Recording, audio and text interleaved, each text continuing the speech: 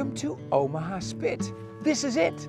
It's a stretch of land which is effectively a barrier between the open sea and the Whangateau Harbour. Now it's here that some very special shorebirds feed, roost and breed. Until recently, it's been a pretty cool haven for these birds. But all that is changing rapidly.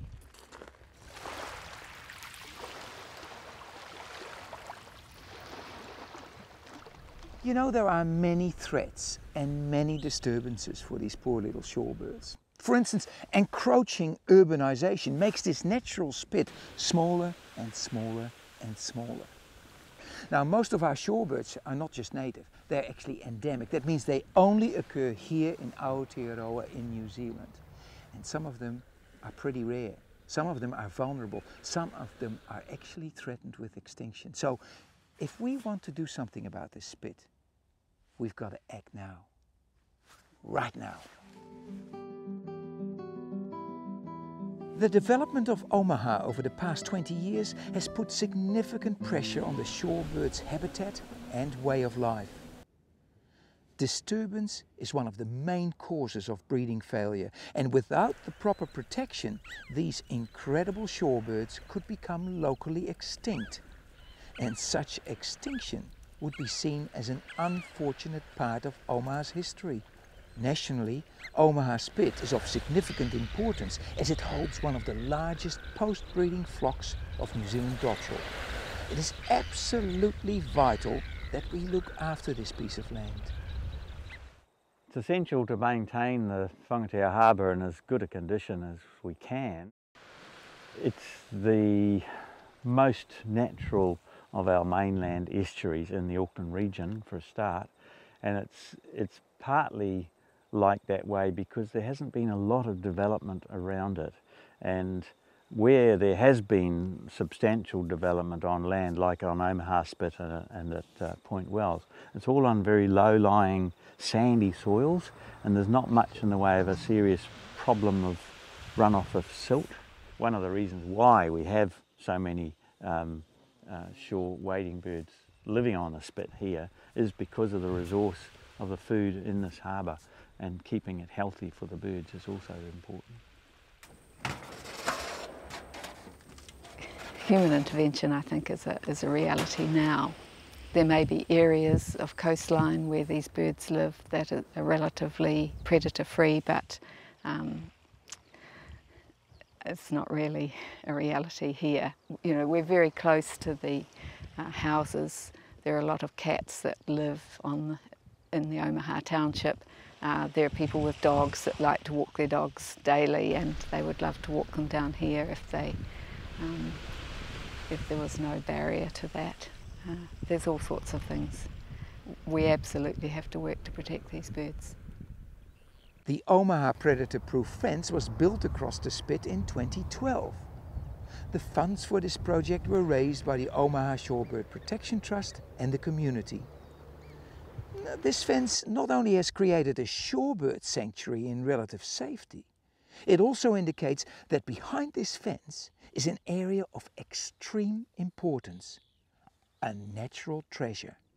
When people are going onto the spit, they generally go through the gates at either end of the predator fence, and we have, in the breeding time anyway, we have the areas where the birds are nesting sort of marked off with tapes, and we want to make sure people don't encroach in those areas. They should keep down as far on the shore as possible, not to disturb. Most people will be familiar with the exotic predators that have an impact on our native wildlife. It's the usual lineup of rodents like rats and mice, as well as mustelids, such as stoats, ferrets and weasels. They're nocturnal hunters that show no mercy and kill everything that's of the right size and shape. Don't underestimate your cuddly pets. Cats left to roam at night will certainly kill birds and other wildlife. And make no mistake, Omaha has a substantial population of domestic felines that will lurk and hunt in the dead of night. Ironically, there are also some native predators that can destroy Omaha's birds, especially the young ones. Black-backed gulls have never passed up on a newborn dotterel chick, and they'll gobble them up as if they were hors d'oeuvres. It's not good for the dotterel population, don't you agree? Black-backed gulls are attracted to discarded human food, fish and chips, rubbish, but also by burley, chicken waste, offal thrown into the sea to lure the big fish inshore.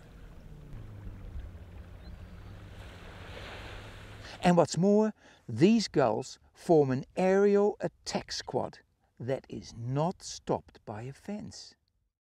When I come out and check the traps, I'm checking to see if the trap has been sprung or not. Is there an animal being caught in the trap? If there is, we take the animal out and reset the trap. Also, has the bait been disturbed? So is the egg still intact?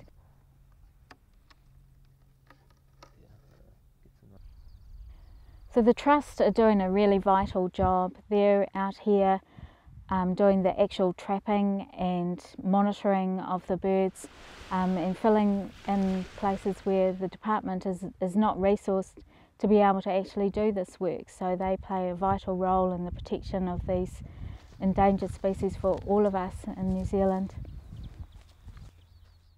Since the birds have been protected, the numbers, the total population has steadily increased. So we are doing some good, and we perhaps prevented them becoming seriously endangered. Well, you know, it's something that we'll have to keep doing, because the minute we stop, the minute this sort of falls apart, then the birds again, the population will readily decline. This Omaha Spit is a brilliant little paradise. It is a really important place too for these birds. Here they feed, they nest, and they roost. You know what?